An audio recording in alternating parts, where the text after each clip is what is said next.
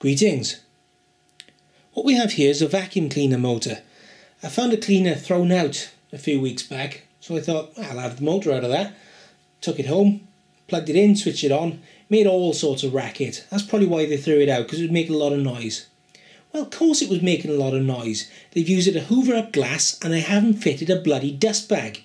So it all gone straight into the motor. This thing was clattering around like hell when it was running.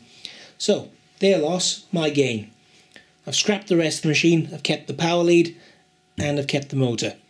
You may have gathered some of this information I'm going to show you now from viewing other videos, but I'll show you anyway. This is a universal motor, capable of running on AC or DC. You'll see, if you look up there, you'll see we've got commutator in there. And power comes in, we've got a terminal here, comes in, goes through this stator coil to here, goes then to the brush, through to the rotor in the middle, from the rotor through the other brush to here, then through this stator coil and to this terminal.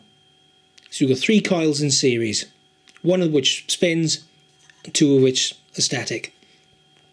Now you may well have seen photonic inductions videos. If you've come to my channel, then chances are that's how you found me.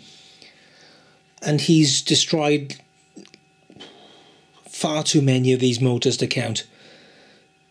And one thing you can do with them is obviously you can overvolt them. You could put like 400 volts through it, and with it offload as well, it'll just spin itself to death. But the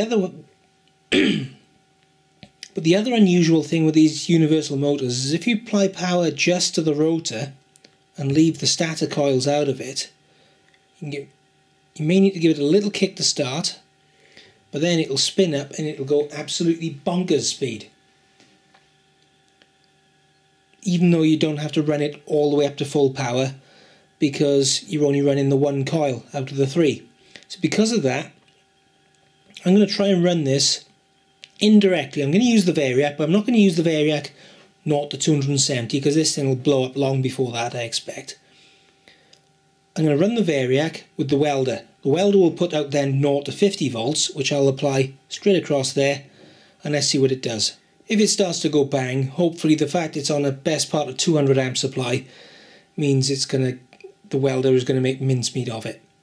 So, it's just coming up to 20 to 1 in the morning. Let's go have some fun. Here we are, slightly later than build. It's just coming up to 1:30. I've tried it on the welder. It just runs.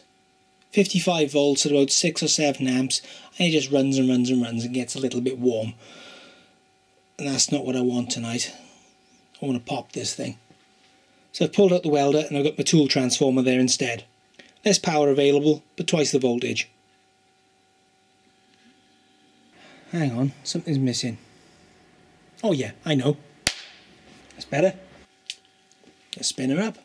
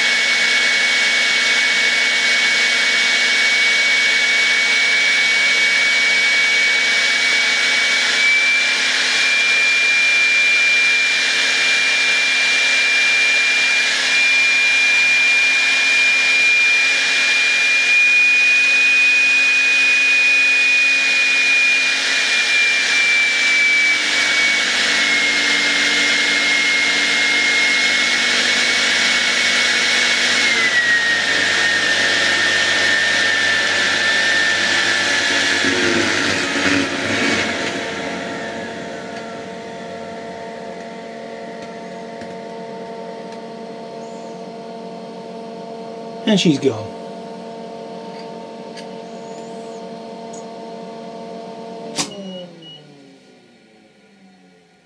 So there you go. Vacuum cleaner motor on a welder, pretty boring. Vacuum cleaner motor on a tool transformer, bit more fun. Thank you for watching.